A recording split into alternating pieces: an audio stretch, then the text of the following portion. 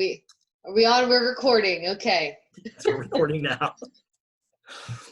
All right, I am here with Erin O'Keefe. We're going to Hi, talk to her everybody. about her work and just kind of learn a bit about her and how she's been doing during the pandemic. Hey, Erin, how you doing? Oh, how am I doing, Andrew? That's a good question. um, I, you know, I think I'm good. We're like a month in. I'm like hanging in there. Little bored, little stir crazy, not bad. You've just moved to San Francisco after living on the East Coast for most of your life and living out in Colorado Whole for, life. yeah, your whole life. My Okay. whole life. Then you had a little bit of time in Colorado, and then now in San Francisco. How's the move been, and how has adjusting to life in California been during all this? During all of this. Wow. Yeah, it's interesting. I feel like my move, was spread out over a really long time. So I left Virginia in May of 2019, and then I spent 9 beautiful months in Colorado, where I got to work with you at Anderson Ranch Art Center. Um, and I don't really know if when I graduated from school, I thought I would still be making prints that whole time. So it was great because I worked for a year at my university in Virginia as their print shop tech, and then got the internship at Anderson Ranch, found myself in like the most beautiful part of the country, still making prints. And then through that job, I got hired at Crown Point Press as an apprentice. And so that's what led me out here. And so I feel like my whole life was just traveling and making prints for like 12 months, which was pretty incredible. A bad gig. Super stressful, but also really cool. I'd never really seen the West before this last year. And so being in Colorado was just like the tip of the iceberg. And then when I drove out here from Snowmass Village, I just remember coming over like the Sierras and then it just being flat. And then I got out of my car, I think I was probably right near Alameda. Like I was pretty close to being in the city, and I smelled like the bay and the ocean, and it like threw me because it had been so long since I'd seen an ocean. And it was so big, and the sunlight is just this like mist. It's like golden mist all the time. Falls like curtains. It's very like I don't know, like it felt like a manifest destiny kind of moment where I was like, this is life.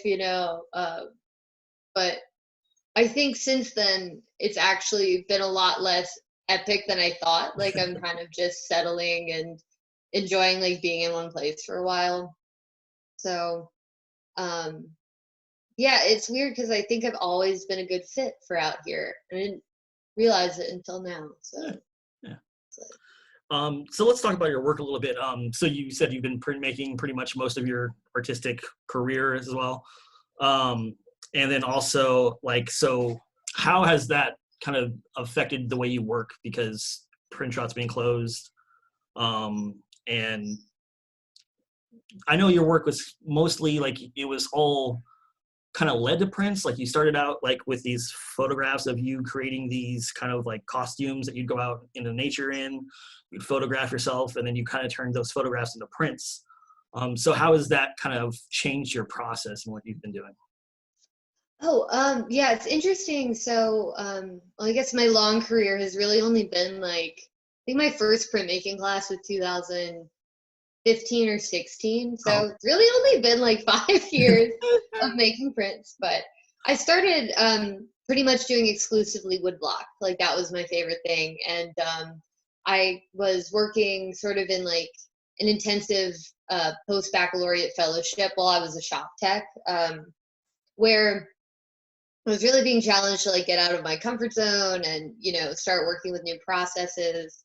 And right around that time where I'd had this like really dismal critique, and then I immediately got, this sounds so strange to say, but I got pancreatitis like 2 days later. So I ended up in the hospital for like 9 days after this horrible art critique about my woodblock prints and how like too nice they were, like too dreamy, not like there wasn't enough there or whatever. And so I end up just like on my ass, like really ill. It took me like a couple months to recover. And so that's when I was like, oh, my body is a really interesting site for making. Like I had never realized its sort of inherent fallibility before. So I was like, this is some dark shit. It's a really interesting place to work from. I'm kind of face to face with my own, mortality, the failure of the systems that make me alive. And so that's when I started using the images and performing in the costumes. I was like, because I was also making my own paper at the time. And the paper was so skin-like, and I was like, oh, this is going to be good. Like, let me sculpt some stuff. And I was so interested in medical devices and how those kind of create a cyborg, appendages, and how is the body extended through those things. And so that's where the sculpting came in. And then I was also I was really interested in the West and sort of romantic ideals about being in nature, but also how those are kind of inherent failures too, right? Because, man alone in nature isn't really a thing. You can't get there without the help of others. And so, or, with rampant land stealing and disease spreading and all that other terrible shit. But I don't know. So I think like working now that I don't have a print shop, I've actually been back to woodblock printing, which is kind of funny. So I'm sort of revisiting it after having used the images so heavily. And I think they're getting better. Like, I feel like they wouldn't get such a scathing critique now. But I've got my set of wooden spoons I just bought, so I've just been hand printing those bad boys. I don't know though. I've enjoyed being able to draw, and I've kind of enjoyed being outside of academia for a little bit and to see like what paths my art will naturally take, rather than like, really forcing it in one direction or another. Like, I feel like I've been more gracious to it. Like beforehand, I was like, "This is shit," gotta change it. And now I'm like, it's weird. I like it. Other people like it, I hope.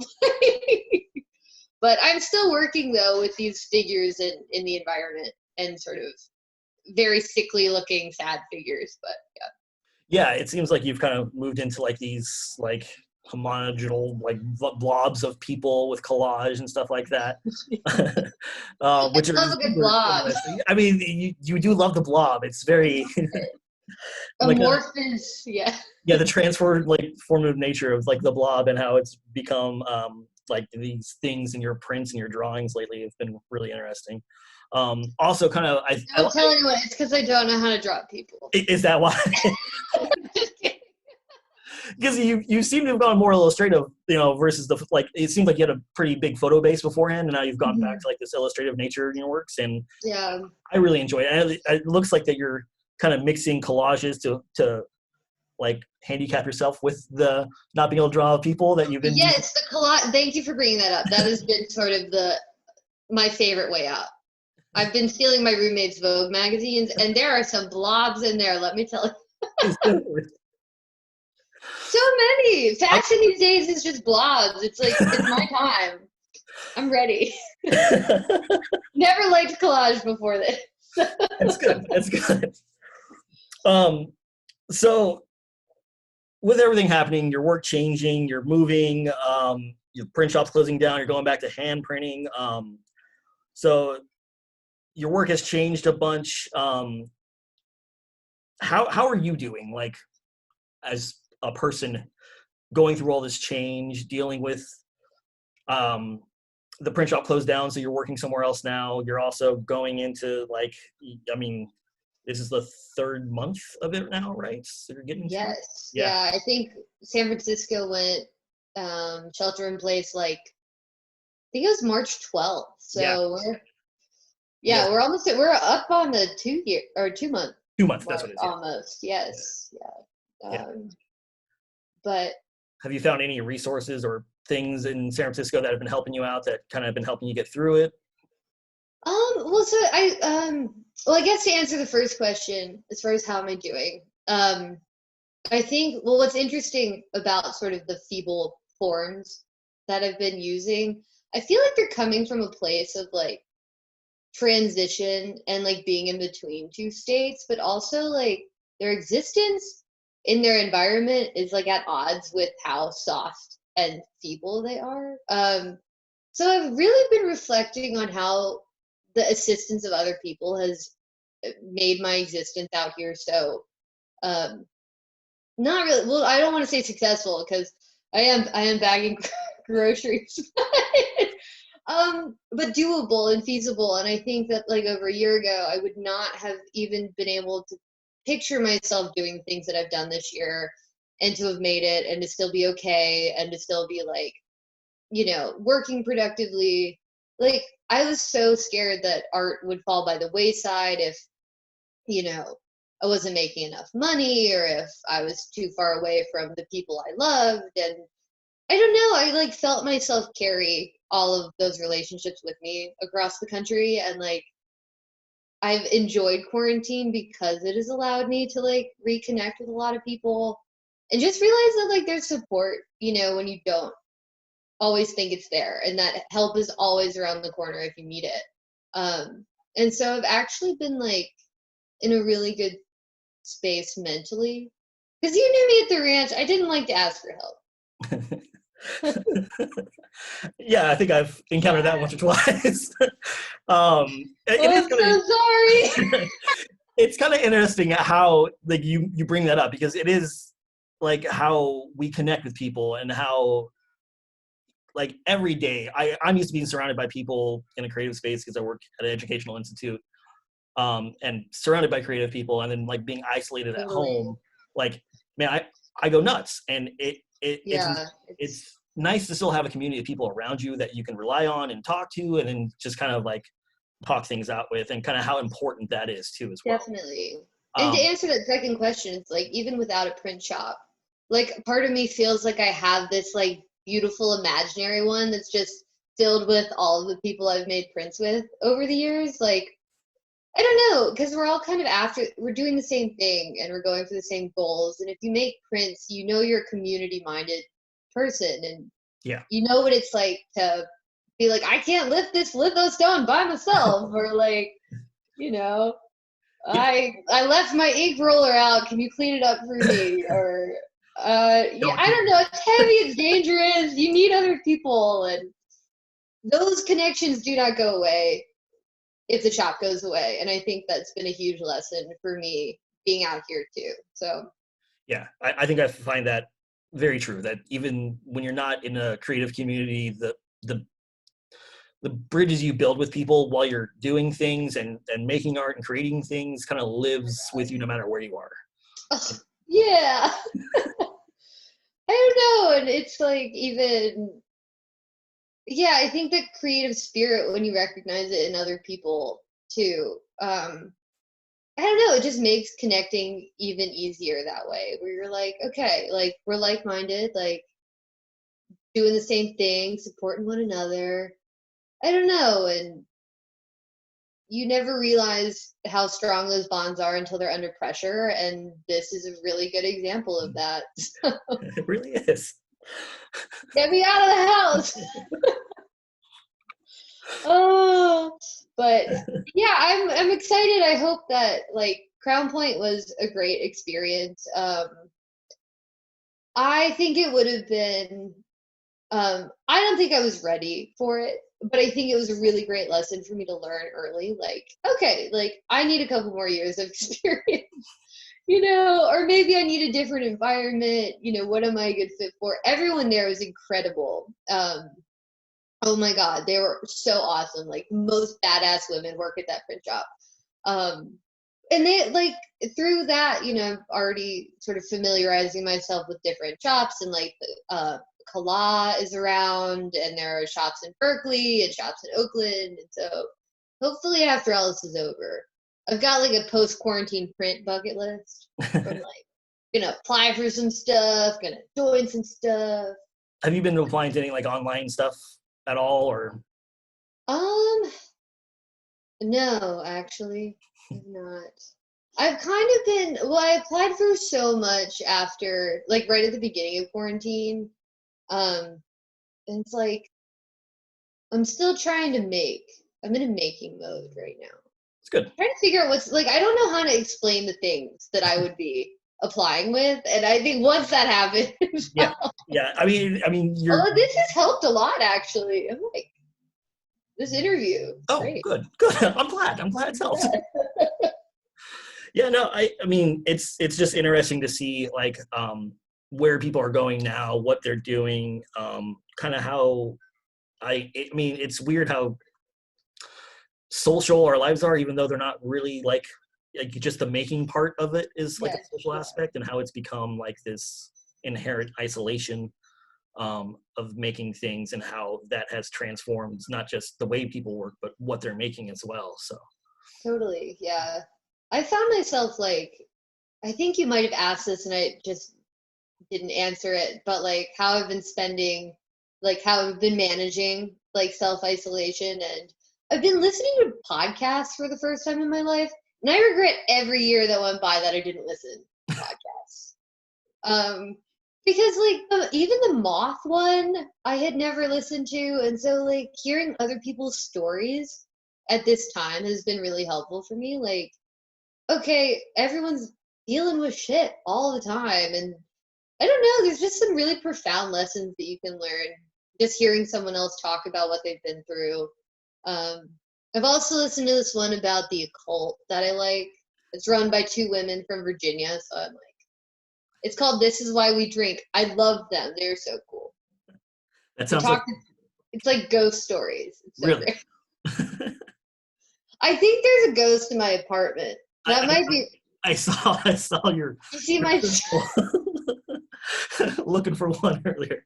Oh, I was looking. I have my divining pendulum. I was on the hunt for spiritual blogs. You know, my kin. You I've been reading a lot. Okay, could but get there's one. been a lot of ghosts in my media exploration these days. It's amazing. I love this. Is gonna be the best interview. I'm so excited for. So what about you? What have you been doing? Or do you have any recommendations for me for things to apply for? um there was a few Or the things. general public? Because we're Yeah, I know the going. Tree Print Biennial like had made their things open and free. I think I'm not sure if they're still open. Oh, I think the international um Prince Center, Print the Center, IPC and yeah, what? in Yeah, New I York. did see that one, I Yeah, think. they have a free entry to the online exhibition as well. Oh, Um, cool. yeah, it seems like a lot of places, like if you're trolling through Instagram, you can find things on there, as well as just any, like I know California, is it California Council of the Arts, CCA? They Oh, I have a did lot of see postings CCAs. on there Oh, as that's it. Yeah, well. So they're always a good place to go check out too, and just see if there's any calls open as well. So cool. yeah, I've been applying to a few things and just kind of keeping my stuff out there. Totally. You don't hear a whole lot back, so it's just kind of like waiting, and then I, as well as doing an online like website and like gallery and stuff with people. Um, how do you open a gallery online is also very Yeah. these confusing and interesting ways in which people are doing it. So yeah, I think it's kind of fun to see what everyone else is doing. I've caught a couple of live performances, like from people from doing like live music sessions to live performances like in drag, where they just film Oh, themselves. And, you're gonna have to send me the link for that one. yeah, I will definitely send you. Actually, she's one of the artists on the site, Red Fulfill. She's actually Oh, does a cool. live performance every Thursday, which is fun. Oh my God, sweet. Yeah, Because I'm like in San Francisco and I still haven't been to a drag show, and it's honestly, it's tragic. yeah, I mean, yeah, and It's so tragic. wait a while before I've got a whole life to live once this is over. there's a lot of fun things. In fact, I think they do it every year there. Hedwig and the Erie Inch. It's a movie in which is like a musical that they do a live performance at in the bars in San Francisco. And they That have like sounds 10 different awesome. actors for each different scene, where they all different drag queens dress up in different drag to play the God. characters. It's amazing. So if you ever see that out there, I definitely recommend going and checking it out. But Oh, it will definitely be happening. But yeah, I also wanted to say like with all the free online exhibition applications, it's like this should be the norm. It's like it should be free. Like, I I know it understand, like, can't be. yeah, It's so important to have the space to share, and I think that if anything, shelter in place has made it clear that you can enjoy art in internet form. Like, yeah. I mean, it's you nice to know, go to places and see things in public, but it's also nice just to see totally. and read about people making art and also listen to people Yeah, talk about it, which you don't and need to have the time to do it too, and to that. like Yes. dig in a little I bit know it kind of deeper. sucks that we all have time to like hang out and like learn and enjoy new things, so we can't go anywhere to do it. Well, yeah, it's like I think, when I was in college, it was like always like, okay, I got to get this done. I have deadlines, but I forgot how lovely it is to sit and read for like 2 hours and just go on that like rabbit hole Yeah. where, you start with ghosts and then suddenly you're in Victorian England. I don't know. I went YouTube holing, and man, Oh yeah, I love the YouTube hole. Oh my God. I started watching this. There's a channel called Journey to the Microcosmos, and you can just watch single-celled organisms under a microscope. that actually sounds like a lot of fun. Oh my God, it's the most they put like lounge music behind it, and then they have like a little narrator that like is telling you what's going on. But it takes an amoeba like 20 minutes to eat something. So it's like the narrator's like, it's eating, and then that's all you hear, and then you just get this like smooth jazz in the background. And you get to watch this thing literally ingest a bacteria. It's so cool. Sounds like a good 20 minutes to waste during quarantine. Oh my God. You should put a page on your website.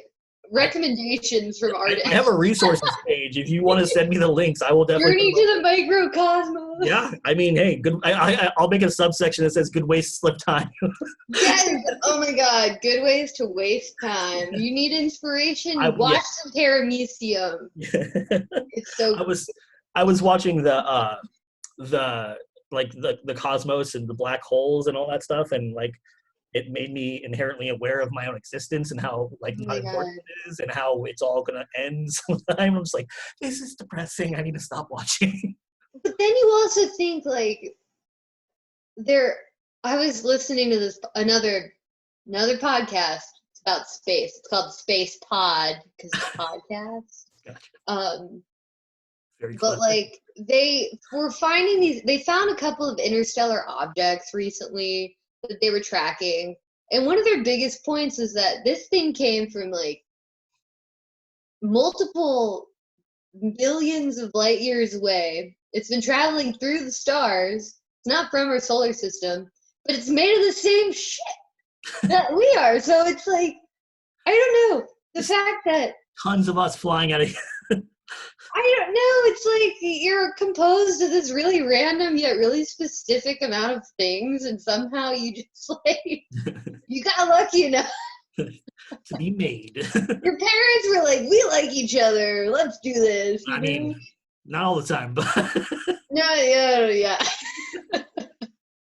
Oh my God, mine won't stop calling me. how's your family life going? Is it?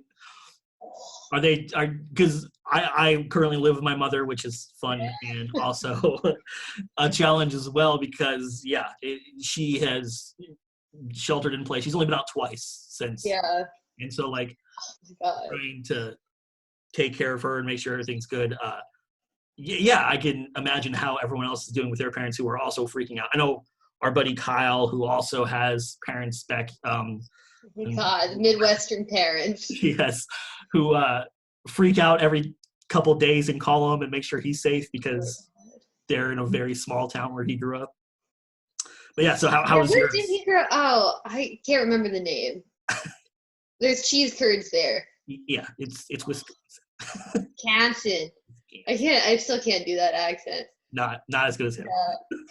I know, but I was thinking, I like that you've been photographing those knickknacks in your house because there's something so lovingly specific about these weird objects that we like grow up with and live with. Like both of my parents moved into different houses right around the time that I moved, and I remember like they're packing up these like just weird stuff, like a wooden whale sculpture. You're like, why do we have this? Where did it So come from? weird what people Yeah. keep and Or what. like a China swan. It's like, but it might have been a gravy boat, but it's never held gravy. And you're like, why are we keeping this? But I like it. Like it has an aura, you know?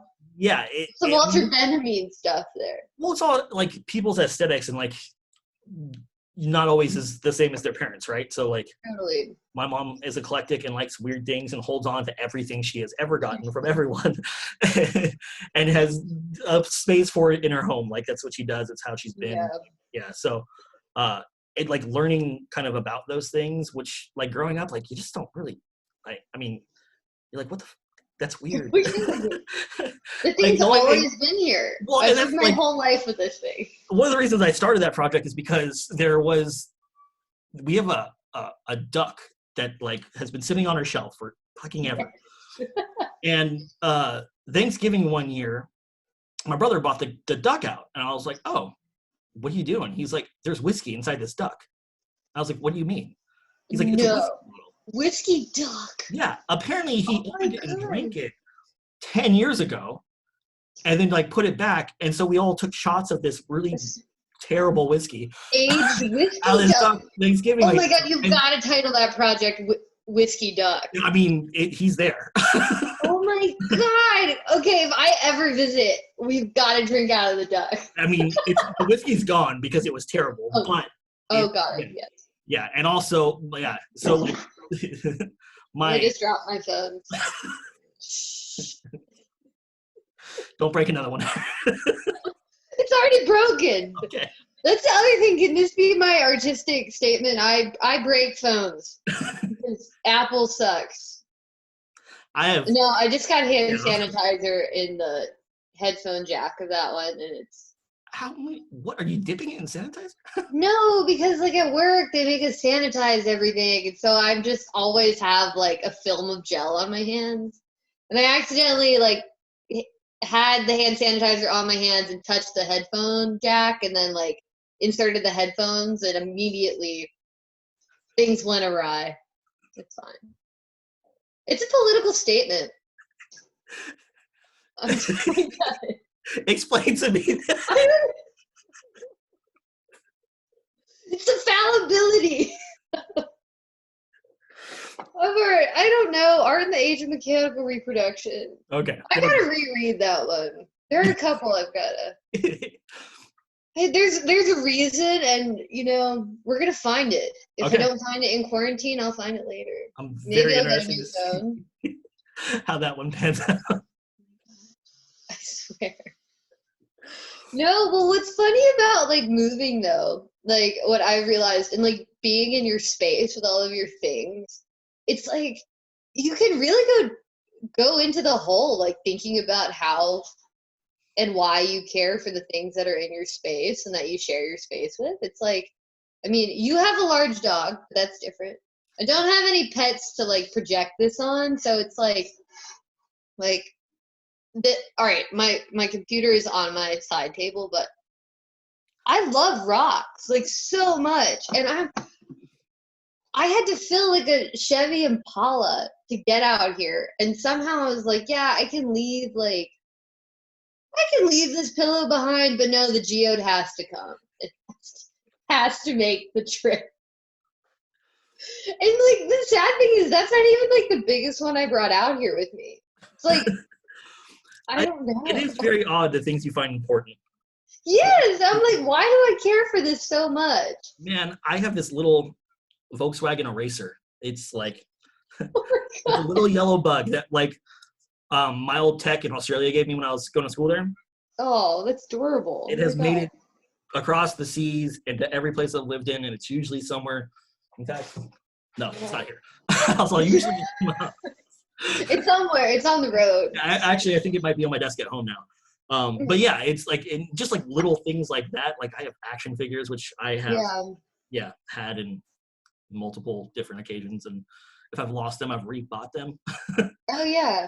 Well, it's kind of like, you know, is it the length of time that they've been in your life? Like, does that contribute to the meaning, or is it that like you have to tend to things. Like I have like little, I don't know, like my little plants and stuff, like things I've just had to take care of, like that I find that I have an attachment to now because, you know, they still look good, and that's because I've cared for them in a way.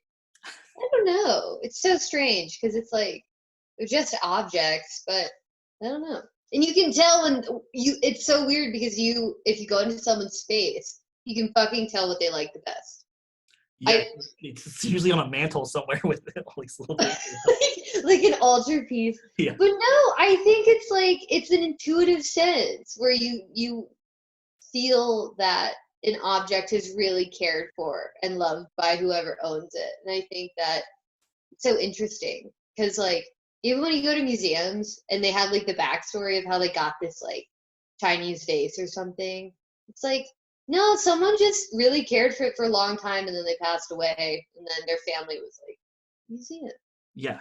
It's like, oh, well, this person really liked this and they took really good care of it. And now everyone gets to enjoy it. I mean, that's very true. But you also doing these things and taking photos of like the little knickknacks around my house. I'm not quite sure if it's that or if it's like they've put it somewhere and like have just never went back to touch it after so long. And like it's just stayed there. Taken and, like, for granted. They can't be bothered to move it. Like Totally. I'm noticing. Well, then it's like with Antiques Roadshow. You never know what's going to be. I mean, and that's very true. Like, people like pass away and they have these like these amazing pieces of furniture that like they just end up with. Yeah, because it's like, you know, it's too heavy. Oh, it's like I don't really feel like moving it. Or then you just start to, you're like, my house wouldn't be the same if this wasn't in it. Yeah. Yeah, and then it ends up being like a rare Quaker antique from Pennsylvania. I don't watch Antiques Roadshow that much. Only sometimes. I went through a phase. I've stopped. I know. I had to stop too. It's like you can. Oh man, that show's so great though. Well, you just start diving into everything that you. Oh yeah, and when someone's like, "Oh, this was $7," and the guy's like, "Well, it's worth 50 grand," and the guy's like, you realize that they have to sell it, and that they probably won't. But now they can tell all their friends that they're like, you know. It's very true. Or they could just get it insured and accidentally set fire to it. Let's hope that's not the case. You know, are we getting off track? Maybe just a little bit. It doesn't matter. Oh, I'm trying to think. So, any other questions? I mean, I think you've answered talk all day. You really can. I love that about you.